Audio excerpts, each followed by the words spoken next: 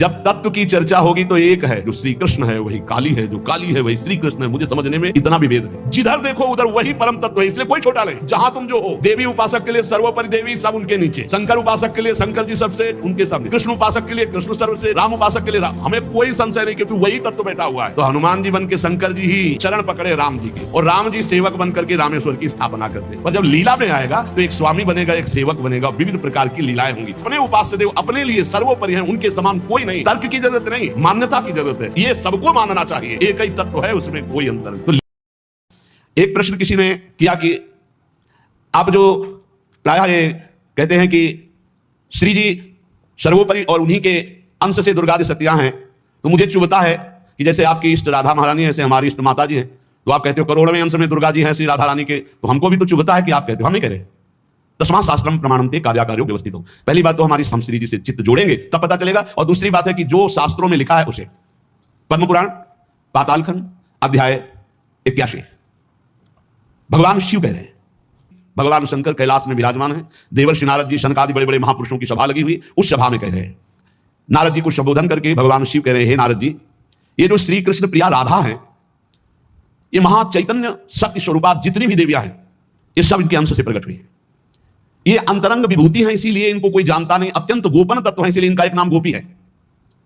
श्री कृष्ण सदैव इनकी आराधना करते, इसलिए नाम इनका राधा है, और ये सदैव श्री कृष्ण की आराधना में रहती, इसलिए इनका एक नाम राधिका है। ये और श्री कृष्ण दो नहीं है, श्री कृष्ण में राधा है, राधा में श्री कृष्ण है। ये राधा परा देवता है। जितनी भी लक्ष्मी आदि शक्तियां सब इन्हीं के अंश से हैं। आपको भगवान का आह्लाद कहा गया है, आह्लाद। और जब मूर्तिमान ये हुई तो राधा कह गई, किशोरी जो कह गई। और तत्कला कोटि कोटि अंशा, भगवान श्री बोल रहे हैं, तत्कला कोटि कोटि अंशा दुर्गाभ्यस त्रिगुणात्मिका। दुर्गा आदि जितनी त्रिगुणात्मिका दैवी शक्तियां हैं, ये इनके कला से करोड़वें अंश में प्रकट है। यही प्रकट है, पर करोड़वें अंश में प्रकट है। हम नहीं कह रहे, ये भगवान शिव कह रहे।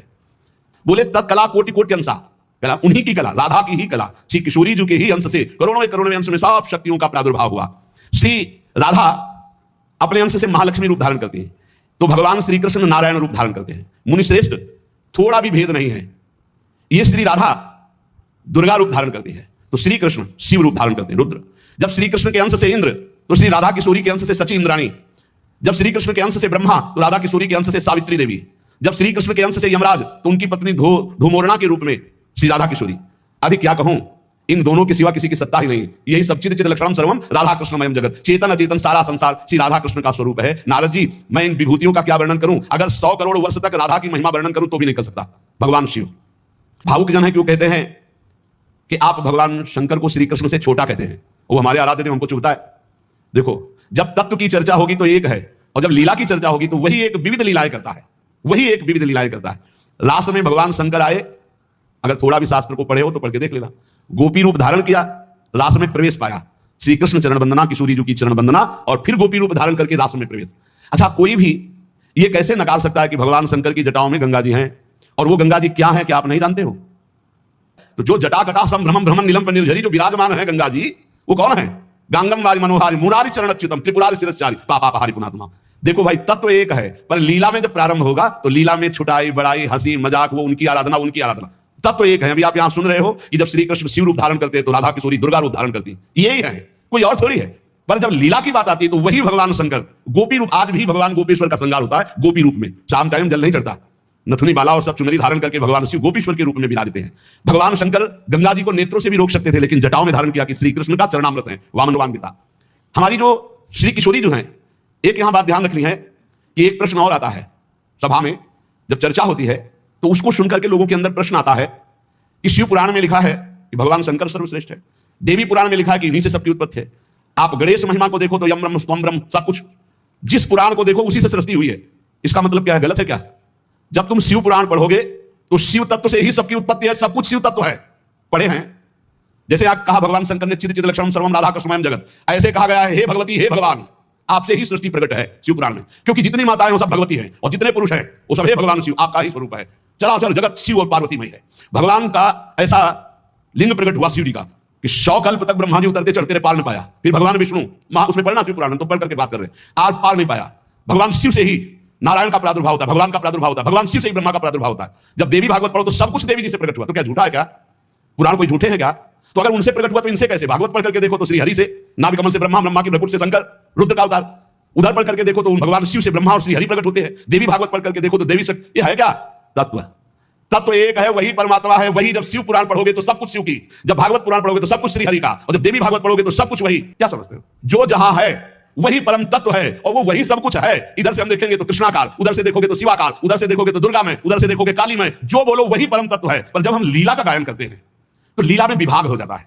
वही एक परमात्मा, वेद कहता है एक ओहम बहुश्यामा, मैं एक बहुत रूपों में हो जाऊं। अब वही परमात्मा शासक बन गया, वही शासित हो गया, वही धर्मात्मा बन गया। उसी के छाती से धर्म प्रकट हुआ, उसी के पीठ से अधर्म प्रकट हुआ। अधर्म करने वाला दंडनी हो गया, धर्म करने वाला बंदनी हो गया। लेकिन दंडनी और बंदनी में दोनों में एक तत्व विराजमान। तत्व में अंतर नहीं। ये जो समझते नहीं ना, लीला को समझते नहीं है और तत्व को समझते नहीं, तो ये झगड़ा करने लगते हैं कि शिव को छोटा कैसे कह दिया। पूछो शिव जी से जाके। अरे उनको देखो तो रात दिन भगवत श्री हरि चर्चा करते रहते हैं। और हरि को देखो, उनसे पूछो जाके कि तुम्हारे आराध्य देव कौन है? बोले शंकर। हरि से पूछो कि तुम्हारा गुरु कौन? बोले शंकर। और शंकर जी से पूछो तुम्हारा आराध्य देव, बोले हरि। और हम आपस में लाठी चलाएं। अरे वो एक है, वो एक है, वो अनेक है। अनेक होते हुए भी एक है, एक होते हुए भी अनेक है। इस बात को समझो। जब देवी भागवत तो देवी ही सब कुछ है, देवी के ही अंश से राधा है। समझिए आप, जब हम वृंदावन से बोलेंगे तो राधा के अंश से देवी है। ब्रह्म ऋषियों ने विचार किया कि इन तीन महान भगवत स्वरूपों में कौन सबसे बड़ा है। क्या उन ब्रह्म ऋषियों को पता नहीं कि हरि ही ब्रह्मा है, ब्रह्मा हरि ही शिव है। शिव ब्रह्मा और हरि में किंचित मात्र भेद नहीं। स्वयं भगवान बोले मैं ही हर हूं, मैं ही विधि हूं, मैं ही हरि रूप हूं। जगत सब रूप धारण किए, जगन नाटक वही भवा। इस बात को सब। पर जब हम किशोरी जी की बात करेंगे तो किशोरी जी के अंश से सब शक्तियां हैं। और जब आप दुर्गा की बात करें तो आपको वहां से दिखाई देगा किशोरी जी दुर्गा जी के अंश है, क्योंकि इधर से अंश वो, उधर से अंश वो उनकी अंशी, वो उनकी अंशी, कोई अंतर नहीं। अब इसमें संशय थोड़ी, क्योंकि वही एक तत्व है, विविध प्रकार से लीला कर रहा है। इसलिए भ्रम का तो ध्यान छोड़ दो, भ्रम छोड़ दो। जब जब जैसा अवसर आया वही रूप धारण किए तत्व विराज।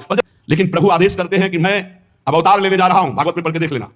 तुम हे महाशक्ति बलराम जी का आकर्षण करके रोहिणी के गर्भ में डालो और मैं स्वयं अवतार लो। तुम जाकर नंद बाबा के यहाँ कन्या रूप से पूरी लीला पढ़ के देख लो। और नाम चामुंडा, कुष्मांडा, दुर्गा आदि तुम्हारे विविध नाम भगवान ने रखे और तुम सबकी कामना पूर्ण करने वाली होगी। जाओ मेरा आदेश ऐसा करो। भगवान ने आदेश किया, शक्ति कार्य कर रही। भगवान की प्राप्ति के लिए उसी शक्ति की आराधना कात्यायनी रूप से गोपिकाएं करती हैं कि मुझे श्री कृष्ण पति रूप में प्राप्त हो। उसी शक्ति की आराधना सीता जी गौरी पूजन करती है। और सीता जी कौन है? काल रात्रि निश्चर कुल केरी, महाकाल रात्रि स्वरूप उनको गोस्वामी जी ने कहा। काल रात्रि निश्चर कुल केरी, जय सीता पर प्रीति घरेरी। ये नहीं समझ रहा रावण की साक्षात इसका काल पधारा है। ये काल रात्रि महाशक्ति स्वरूप चाट जाएंगे, कुछ नहीं बचेगा लंका में। वही गौरी है और वही गोरी है, वही महाशक्ति है और वही सीता जी है। अब आप समझिए, आदि शक्ति जय जग उपजाया। सीता जी गौरी पूजन कर रहे। सीता जी कौन है? मनुष्य रूपा को भगवान राम कह रहे। आदि शक्ति जय जग उपजाया, सो अवतरी मोरिया माया। अरे कोई भेद नहीं, कहीं भेद नहीं। पर जब लीला की बात करेंगे तब लीला में भेद दिखाई दे रहा है कि सीता जी गौरी जी का पूजन कर रहे हैं, उनसे वरदान प्राप्त कर रही है। और भगवान प्रिया सती को संशय हो जाता है। लीला भेद देखो कि ये राम जी कैसे सच्चिदानंद में, जब हे खगे हे मधुकर्षणी, पूरा प्रसंग पढ़ करके देखो आप। और है कौन? या देवी सर्वभूतेषु बुद्धि रूपेण संस्थिता। जब लीला में देखोगे तो तत्व की बात भूलना पड़ेगा, तभी स्वाद आएगा। और जब तत्व देखोगे तो शांत रस आएगा। ये दास्य वात्सल्य सबके ये रसों का स्वाद नहीं मिल पाएगा। उसमें एक ही तत्व है, तो समझ में आ रहा है वही तत्व है। जब लीला में देखोगे तो आपको वही तत्व परशुराम है, वही तत्व राम जी है। लेकिन राम जी के आगे परशुराम जी घुटने टेक कर जय जय जय रघुकुल केतु, भृगुपति गए तपहि बने हेतु। ये समझना होगा। ये जो आजकल के नए बच्चे ना, ये तर्क वितर्क शुरू कर देते हैं। लीला में तर्क वितर्क नहीं होता है। तत्व में एक ही वस्तु है। तत्व की जब बात करोगे तो आप क्या समझते हो? कितने दिन से तुम दुर्गा जी की उपासना करते हो? बचपन से आराधना, और पूरी अम्मा मान के, पूरी जैसे अपनी शक्ति दुर्गा और पिता भगवान शिव। तुम समझते नहीं हो, जहां हमें भेजा है उस तत्व को, जो समझाया उस तत्व से बोल रहे हैं। तुम तो उसको दो पक्ष में ले रहे हो। तुम्हारे को क्या पता कि माँ और महादेव जी से कितना प्यार करते हैं। तत्व को समझिए। राधा तत्व सर्वत्र व्याप्त तत्व है। लीला में स्वरूप राधा जी का जो है वो कहीं त्रिभुवन में कहीं नहीं है, क्योंकि महामाधुर्य रस प्रेम स्वरूपा है, जिनकी आराधना स्वयं श्री कृष्ण करते, और जिन श्री कृष्ण की आराधना भगवान शंकर, शनकादि, ब्रह्मादि सब करते। ये हमारे उपास्य देव है। और जब आप अपने उपास्य देव के विषय में जैसे बोले कि श्री कृष्ण जिनके सेवक हैं ऐसे महादेव, कोई परेशानी नहीं। श्री कृष्ण जिनके वैसे उस तत्व को देखा जाता है। ये तत्व है ही ऐसा कि हम जिस भावना से जैसे देखें वैसे दिखाई देगा। जब हम गणेश स्तोत्र पढ़ते हैं तो सब कुछ गणेश जी बने हुए हैं। जब राम स्तोत्र तो सब कुछ राम, जब कृष्ण सब कुछ कृष्ण, जब नरसिंह तो सब कुछ नरसिंह, जब वाराह तो सब कुछ वाराह, वही बने हुए, दूसरा कोई नहीं। इसमें हमें कोई संशय नहीं है। तुम्हें कितना ज्ञान है उनके परिचय के साथ बता रहे। पद्म पुराण पाताल खंड अध्याय 81 उसमें कह रहे तत्कला कोटि कोटि अंसा दुर्गा व्यास त्रिगुणात्मिका। कभी रास का स्वाद लिया है? रास का स्वाद लेना तो ब्रज रस में। इसी यही तो वृंदावन की लीला मत समझो गुरु को चीला। ऋषि मुनि गए हार जपे जा राधे राधे, ऋषि मुनि गए हार जपे जा राधे राधे। होश में रहना, राधा किशोरी है। तत्व से बोलोगे तो मुझे कभी कोई संशय नहीं, सब एक है। जब लीला में आओगे तो वही स्वामी बनता है, वही सेवक बनता है। जब लीला में देखोगे तो वही छोटा बनता है, वही बड़ा बनता है। वो विविध रूप धारण करके एक ही तत्व खेल रहा है, इसमें संशय नहीं। पर जब लीला का रसास्वादन करते तब आप उसमें संशय मत करो।